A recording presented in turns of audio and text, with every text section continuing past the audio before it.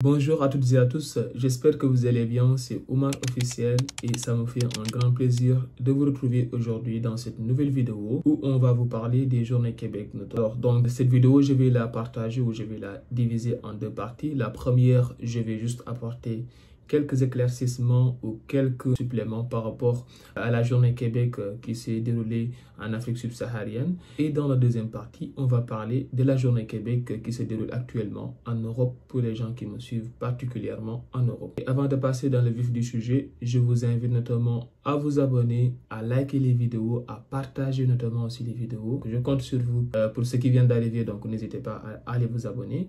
Et pour ceux qui sont déjà abonnés et qui likent les vidéos, chapeau à vous. Là, je vais juste donc vous laisser avec les génériques et après cela, on revient dans le vif du sujet.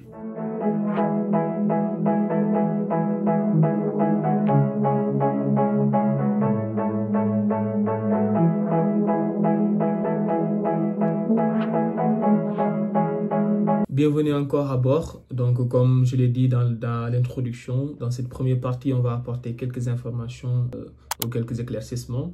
Alors, pour certains qui me posaient des questions, à savoir, Omar, pourquoi en fait il n'y a pas telle d'offre qui est proposée dans la plateforme?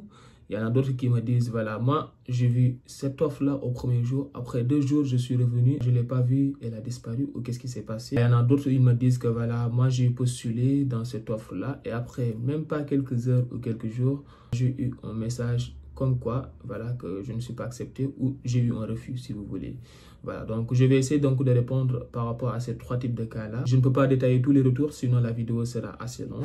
Pour le premier cas, en fait, il n'y a pas toutes les entreprises canadiennes notamment qui y vont. Il n'y a pas toutes les entreprises québécoises particulièrement qui y vont. C'est des entreprises au début au fait qui postulent comme vous. Ils ont des comptes et tout ça, ils s'inscrivent. S'ils ont besoin vraiment de main d'œuvre, là ils s'inscrivent sur la plateforme québécoise et c'est là où ils proposent donc les emplois à pourvoir. Sinon, vraiment, si l'entreprise n'a pas besoin de recruter, en grosso modo, pour résumer le truc, il n'a pas besoin de faire un appel d'offres. Voilà. Donc, en grosso modo, là, sur les plateformes que vous avez visitées, sur les plateformes du gouvernement en tant que tel, voilà, c'est ça. En fait, toutes ces entreprises qui sont là ont besoin de main-d'œuvre. Toute entreprise qui n'a pas besoin de main-d'œuvre n'a pas vraiment besoin donc d'aller s'inscrire sur ce site-là pour faire un appel d'offres. Donc, c'est comme ça que ça se passe. Du coup, si vous êtes, par exemple, mécanicien et que vous cherchez, voilà, donc dans le domaine du mécanique, vous ne trouvez pas sur le site, sachez que ce n'est pas disponible. C'est comme ça que ça se passe. Et donc, pour le deuxième cas, il y a quelqu'un qui me dit que moi, j'ai trouvé cette offre le premier jour. Après 2 jours, je ne l'ai pas trouvé. C'est normal. Comme je l'ai dit, les premiers arrivés sont les premiers servis. Et du moment où le serveur comprend qu'il y a beaucoup qui postulent, par exemple, dans une offre en tant qu'auxiliaire de vie, à force notamment qu'il postule, à un moment donné, ça bloque cette candidature et ça fait que, entre guillemets, cet appel d'offres-là est fermé et que là, ils sont en train notamment de se préparer sur le traitement des dossiers. Du coup, ça fait qu'au premier jour, vous trouvez une offre notamment qui est là, qui apparaît. Après, tout le monde va postuler dans cette offre-là et ça s'encombre. Et c'est ce qui fait qu'après quelques jours, vous ne le voyez plus, ça disparaît. Après, il y en a d'autres notamment qui restent toujours dans le site. Pour le troisième cas, c'est très simple, comme je l'ai dit. Au moment où vous postulez dans une offre d'emploi, cherchez déjà les prérequis, cherchez les caractéristiques notamment qui composent cette offre d'emploi. Du moment où vous voyez que les prérequis et les attentes notamment ne correspondent pas à votre profil, ne postulez pas. C'est simple. Maintenant, je ne parle pas du cas où vous voyez que vraiment vous reflétez bien le profil, après vous avez un refus. Là, c'est autre chose, voilà. Donc, ça arrive souvent que vous vous reflétez vraiment au niveau du poste qui est demandé, mais que vous ne soyez pas accepté. Mais vraiment, avant de postuler, pour ne pas perdre du temps et perdre de l'espoir, cherchez déjà les prérequis et les attentes par rapport à cette offre-là, avant notamment de postuler. La majeure partie des refus qui se font rapidement de cette manière-là, c'est dû à quelqu'un qui arrive et qui fait des recherches et qui postule de gauche à droite sans vraiment aller chercher ce que l'entreprise attend derrière. Voilà, c'est comme ça que ça se passe. Voilà, ça c'est les 3 cas que je voulais vous détailler.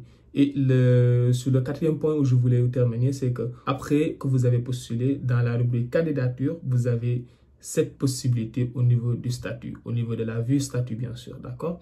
C'est cette statut-là, je vais vous les citer. Donc, c'est soit en traitement, c'est que là, vous avez postulé, mais que là, votre dossier est en cours de traitement. soit c'est en présélection refusée, comme je l'ai dit, du moment où ils voient que le profil ne reflète pas vraiment ce qu'ils attendent, c'est un refus direct. Candidature refusée, c'est pareil, c'est la même chose. Convoqué, c'est-à-dire que là, on est arrivé à la période notamment où vous êtes déjà passé à la phase de présélection et que votre candidat à peu près voilà, se rapproche quand même de ce que l'entreprise attend de vous. Et ce qui va confirmer cela, c'est que vous allez faire un entretien et cet entretien-là, ça se passe notamment avec une convocation. Voilà, donc soit c'est convoqué. Après, le cinquième, donc c'est rencontre confirmée, c'est qu'une fois qu'il vous envoie la demande, une fois qu'il vous envoie la convocation, donc soit vous acceptez la convocation, soit vous ne l'acceptez pas. Donc, du moment où vous acceptez la convocation, donc c'est une rencontre confirmée.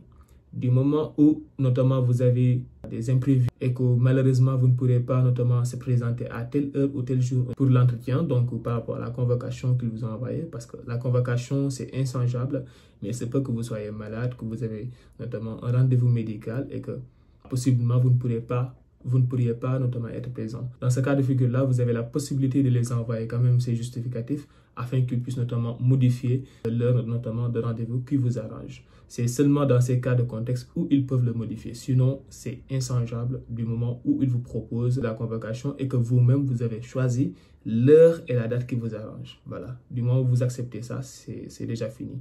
Donc, c'est rencontre confirmée. Du moment où vous changez notamment la date, là, ça fait une nouvelle rencontre demandée. Et là, vous allez encore choisir la date et l'heure qui vous convient. Et dans cette deuxième partie, on va parler donc des journées Québec en Europe. Alors, je commencerai tout d'abord par les territoires qui sont concernés. Si vous voulez, c'est la majeure partie des pays qui composent l'Union européenne, donc l'espace Schengen. Et bien évidemment, donc le Royaume-Uni. Donc, si vous êtes résident, si vous êtes un ressortissant de l'Union européenne, par exemple, un Français natif ou bien quelqu'un qui n'est pas français du tout, mais qui est là actuellement, par exemple en Allemagne, en France ou en Autriche, mais qui, si vous voulez, qui vient notamment d'autres pays, il est juste résident dans ce pays-là de l'Union européenne, il peut quand même faire cette démarche-là. Il peut participer dans ces journées Québec qui se passent en Europe. Donc, vous n'avez pas besoin d'être français ou allemand ou anglais. Voilà, donc il suffit juste que vous soyez un résident de l'Union européenne pour notamment participer dans ces journées Québec. Alors, donc les pays concernés, il y en a une liste. Bon, je vais vous mettre quand même le lien de ce site-là, donc pour les gens qui sont concernés, pour aller donc postuler dans ces entreprises québécoises qui cherchent quand même du main-d'œuvre. Il y a l'Autriche, la Belgique, Croatie, Danemark, Estonie, Finlande, France, Allemagne, Grèce, Hongrie, Islande, Lettonie, Lituanie, Luxembourg, Malte, Norvège, Pologne, Portugal, Slovaquie, Slovénie, Espagne, Suède et la Suisse. Voilà, en plus de l'Angleterre, je le précise. Donc, pour les inscriptions, donc, ça a commencé depuis le 16 avril, autant pour moi, et ça se termine notamment le 2 juin 2024.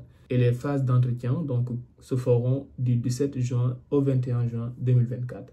Voilà. Alors, comme d'habitude, ils cherchent donc des personnes qui veulent vraiment aller au Québec pour travailler. Et donc, comme d'habitude aussi, donc, il y a plusieurs offres qui sont proposées par les Journées Québec en tête. Je vais vous les citer. Il y a les génies et métiers techniques, les transports maritimes, terrestres, mécaniques et camionnage. Il y a les services de garde éducatif à l'enfance. Il y a l'hôtellerie et la restauration. Il y a la santé. Il y a la technologie de l'information, les TI. Voilà, donc vous allez voir qu'ici en Europe, ils ont quand même plus d'emplois qui sont proposés. Voilà, c'est comme ça. Voilà, je n'ai pas rien, on n'y peut rien, en grosso modo. Ensuite, je viens sur le calendrier. Donc, comment je peux participer? Donc, vous devez soumettre votre candidature sur le site du gouvernement Québec. C'est le même site, notamment pour les gens qui ont postulé aussi sur les Journées Québec en Afrique subsaharienne. Le calendrier, ou si vous voulez, les étapes sur lesquelles vous devez passer, c'est que vous devez déposer votre candidature avant notamment le 2 juin 2024. Donc là, c'est ouvert depuis le 16 avril. Avant le 2 juin, vous devez quand même déposer votre candidature. Et les périodes de convocation, c'est en continu à partir du 16 avril 2024. Et les entretiens virtuels donc, qui se feront, c'est du 17 au 21 juin. Donc ça, ce sont les 3 étapes sur lesquelles devront passer un candidat qui souhaiterait aller travailler au Canada avec les entreprises canadiennes. Pour plus d'informations, pour aller travailler, tout ça, donc ils ont quand même mis des informations là-dessus. Inscrivez-vous au webinaire d'information offerte par la Direction des services d'immigration en Europe, donc le ministère de l'immigration, de francisation, le MIFI si vous voulez. Et donc, le travail en tant qu'enseignant au Québec, il y a quand même des journées ou des webinaires qui sont organisés. Si vous êtes vraiment intéressé, voilà, il fallait notamment s'inscrire et voilà, donc participer dans ces webinaires. Les entreprises participantes, ça c'est les localisations au niveau donc du Canada pour les entreprises qui cherchent du main-d'œuvre, voilà. Et si toutefois vous avez quand même des problèmes ou quelques lacunes, là il y a des tutoriels vraiment exclusifs qui sont faits pour ça, pour comment postuler et comment voilà, va se passer notamment les traitements.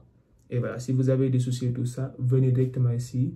Besoin d'aide pour postuler, regardez ce tutoriel sur notre chaîne YouTube sur comment postuler à une offre d'emploi sur la plateforme Journée Québec. Après vous avoir montré donc ces entreprises voilà, par rapport à leur localisation, comment ça va se passer, les traitements. Donc vous allez directement venir ici voir les offres d'emploi et postuler sur le site web du ministère. Et là, ça vous mène directement sur le site du ministère. Ça ne change pas. Si vous avez un compte, cliquez sur se connecter. Sinon, si vous n'avez pas encore de compte, toujours ça ne change pas. Vous cliquez sur se connecter. Et si vous n'avez pas de compte, il y a différents onglets qui s'affichent. Se connecter, s'inscrire, utiliser une invitation, offre disponible, etc., etc., etc. Si vous n'avez pas de compte, allez vous inscrire. C'est facile. Adresse email, mot de passe, confirmez encore le mot de passe, le captcha et s'inscrire. Et vous allez recevoir un mail de confirmation sur votre mail. Et sur ce mail, vous allez cliquer donc le mail de confirmation, confirmer tout ça. Et après, vous venez vous connecter directement avec le mail et le mot de passe. Une fois que vous vous connectez, comme je l'ai dit, je vais même essayer pour que vous puissiez voir. Alors, directement, mémoriser les informations, c'est voilà, comme vous voulez. Une fois que vous vous êtes inscrit, vous devez d'abord compléter votre profil de compétences. Comme je l'ai dit, ça ne change pas les gars.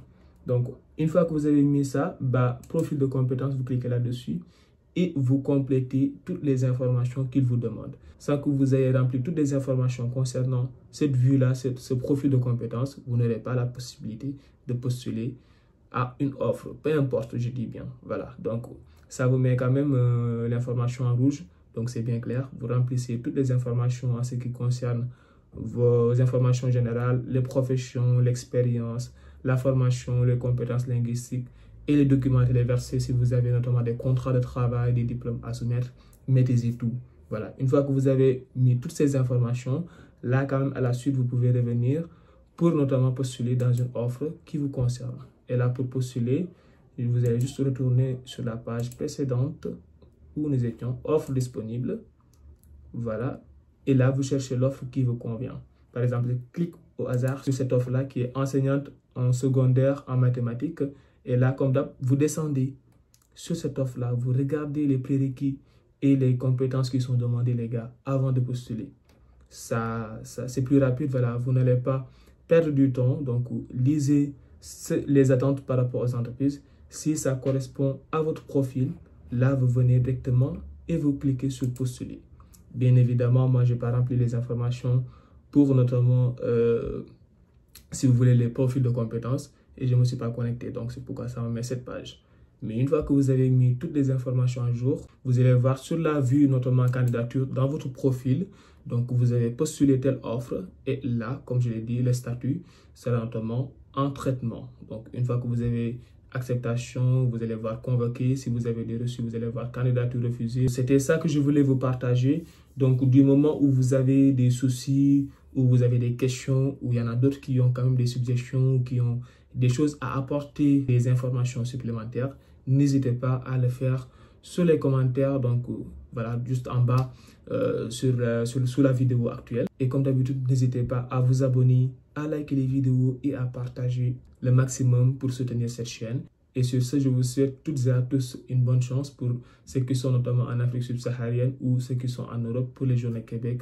Et voilà, j'espère que ça va se passer très bien pour mes chers abonnés. En tout cas, je vous souhaite le meilleur. Et voilà, donc merci pour votre confiance. Merci d'avoir regardé cette vidéo. On se dit à très bientôt. D'ici là, prenez soin de vous, prenez soin de vos proches.